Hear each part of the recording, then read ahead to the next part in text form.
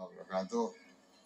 Perkenalkan, saya Bu Ulfa dari cabang Jogorogo Ngawi. Oh, Ngawi ya. Hari Bu. Cerita sedikit Ustadz. Yeah. Saya tadi perjalanan dari Ngawi sampai Sragen itu WA-an sama teman-teman. Isi WA adalah tentang nge-share brosur Ustadz. Brosur yang masalah hadis-hadis tadi tentang bulan Rajab, amalan-amalan di bulan Rajab. Ya. Dan biasanya semua grup siapapun itu saya kirimi brosur itu Ustadz, termasuk teman-teman GPAI se-Kabupaten Ngawi. Nah, sekarang ada 3 pertanyaan dari teman-teman GPAI Kabupaten Ngawi. Yang pertama, sebenarnya tadi juga sudah dihentikan oleh Ustadz. Tapi karena saya sudah berjanji sama teman tadi, insya Allah nanti akan saya tanyakan langsung kepada Ustadz. Yang pertama, adakah hadis sahih tentang amalan khusus di bulan Rajab? Yang kedua ini dari teman Ustadz tadi karena membaca brosur yang saya share. Yang kedua, alangkah bijaknya kalau yang tidak palsu juga di-sharekan masalah hadisnya Ustadz. Yang ketiga, Mbak, aku dikasih hadis yang sahih tentang puasa Rajab jika punya. Itu tentang brosur Ustadz. Yang kedua, tentang dari kami, ini mungkin masa-masanya PPDB, penerimaan peserta didik baru. Biasanya kalau sekolahan-sekolahan yang maju, yang baik, yang bagus, itu siswa mencari sekolahan. Tapi karena kami seorang pendidik Ustadz, tapi kalau sekolahan yang katakanlah biasa, itu biasanya sekolahan mencari murid, dan itu biasanya kalau tidak menjanjikan itu kadang wali murid tidak mau. Kadang gini Ustaz janjinya, guru masuk ke TK, nanti guru menjanjikan gini, kalau kamu masuk ke SD saya nanti saya kasih ini gitu. Itu bagaimana Ustaz hukumnya? Jadi menjanjikan kepada anak yang mau masuk ke SD kami atau sekolah yang lain. Selanjutnya tadi tentang imam sholat Ustadz. Karena saya mengajar di SD, bagaimana kalau saya itu imam kepada murid saya yang SD. Karena kadang di SD itu ada bapak-bapak yang mboten kersa untuk mengimami. Karena saya perempuan, jadi kadang imam pada baru sekali Ustadz, imam kepada anak SD yang baru kelas 6. Insya Allah anak itu saya anggap dia bagus lah, karena dia pernah ikut lomba pentas PAI tingkat nasional di Aceh, juara ke-6, juara harapan ketiga.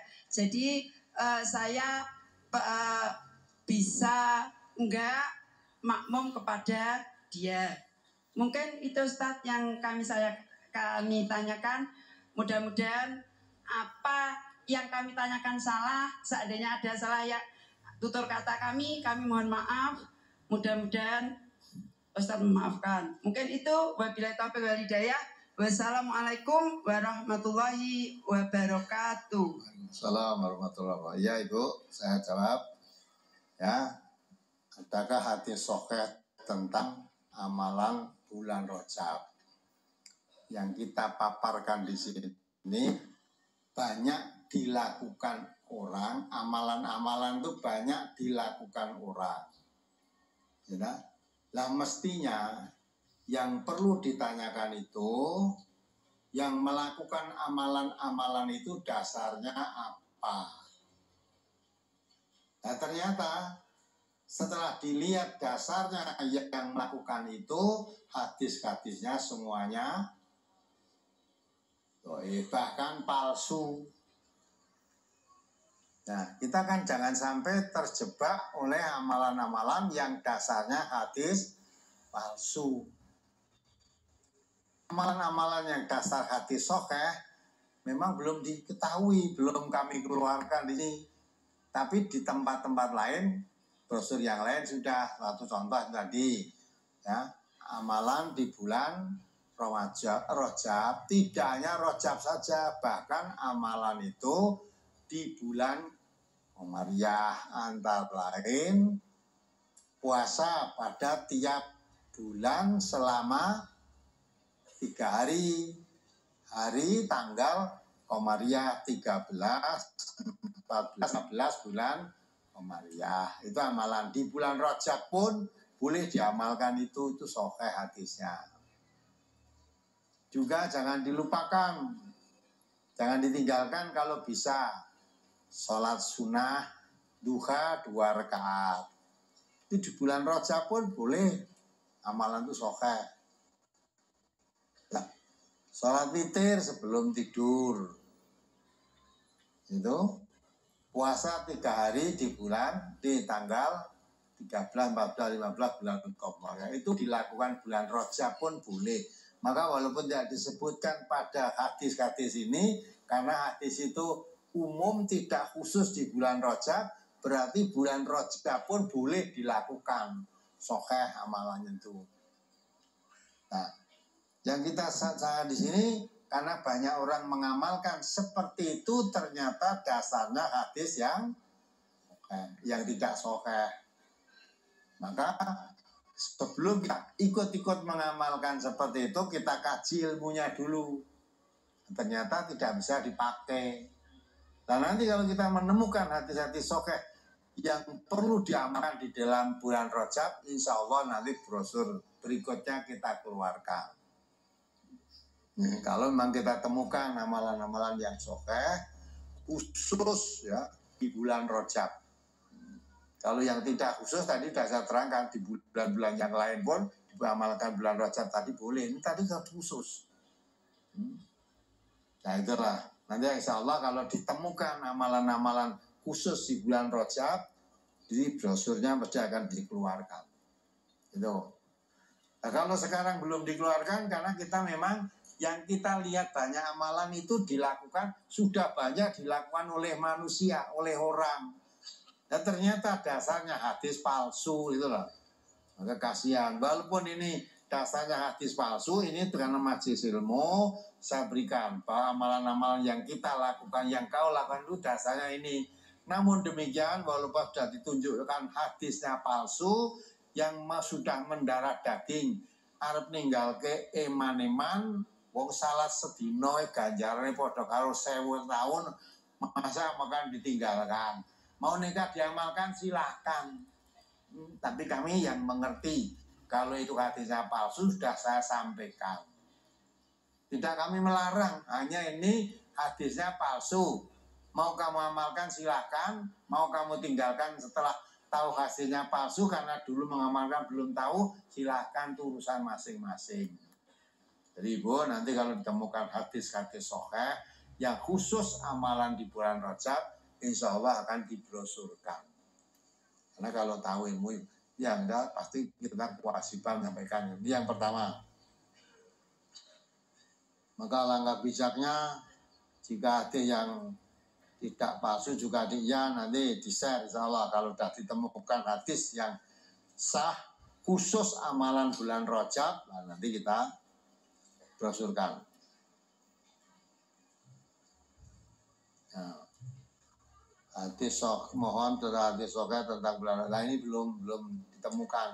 Yaitu tentang puasa di bulan Rajab itu masuk di hadis-hadis yang secara umum tadi 3 hari di bulan Rajab, tanggal 13, 14, 15 itu puasa di bulan Rajab boleh dilakukan.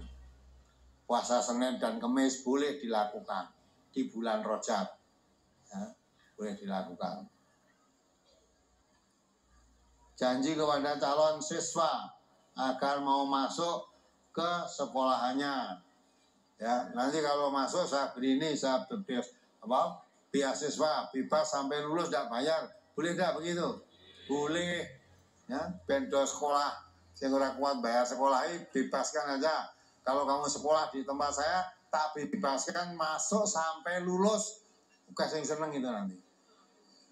Umumnya sekarang sekolah ya larang, ya. Nah, itu boleh mau membebaskan sekolah itu boleh, ya. Gurune ora, andai kata muridnya ora bayar, kalau ibu tadi pegawai negeri ya dibayar kok. Mulang muridnya bayar apa orang bayar, kalau gurune mulang tetap dibayar oleh negara, ya. Boleh. Jadi menawarkan ben sekolahane payu, kowe sekolahane nggonku ya tak bebaske nganti lulus, boleh itu. Silakan yang berani mendirikan sekolah begitu silakan. Boleh makmum kepada anak SD kelas 6 kalau memang sholatnya benar, ya, boleh makmum di situ boleh. Kalau memang dia sudah bisa sholat dan sholatnya tertib 5 waktu, artinya sudah melaksanakan rukun Islam, sholat tadi 5 waktu dijalankan semua boleh. Nah, kalau sholatnya hanya tiap hari Jumat saja dan sholatnya tiap ada di sekolahan saja, nggak boleh jadi imam, itu namanya belum sholat. Karena SD kelas 6 kalau sholatnya sudah tertib 5 waktu tidak pernah ditinggalkan, menjadi imam boleh. Imam ibu-ibu tadi boleh. Memang tidak ada yang lain ya. Karena ibu menjadi imam kan tidak boleh mengimami laki-laki ya. Karena SD kelas 6 itu sudah mengerti lah, sudah bisa ya. Udah, kerja semua kan?